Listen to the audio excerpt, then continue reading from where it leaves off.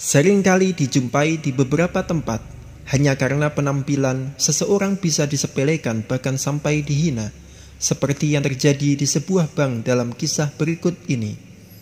Diceritakan sebuah janda dari pinggiran kota datang ke bank untuk mengambil uang.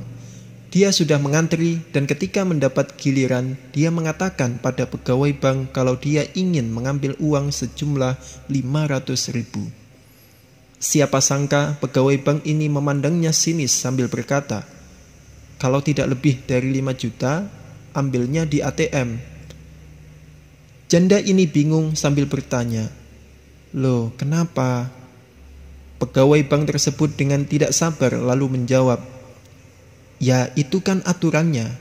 Kalau tidak ada apa-apa lagi, tolong permisi. Di belakang masih banyak orang yang ngantri."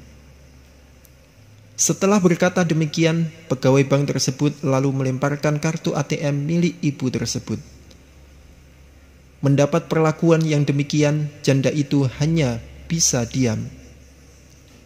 Dia kemudian tersenyum kepada sang pegawai sambil menyerahkan lagi kartu tersebut dan berkata, "Tolong, saya mau ambil semua uang di dalam kartu ini." Pegawai bank tadi dengan ekspresi sangat tidak suka kemudian mengecek berapa banyak uang di dalam rekeningnya. Seketika pegawai bank itu langsung melongo. Maaf bu, tapi di dalam rekening ibu ada 3 miliar dan kami tidak punya uang kertas sebanyak itu sekarang. Apa ibu mau ambil besok saja? Kami akan mempersiapkan dahulu uangnya." "Kalau gitu adanya berapa?" tanya janda tersebut. "Sekitar 100 juta bu," jawab pegawai itu.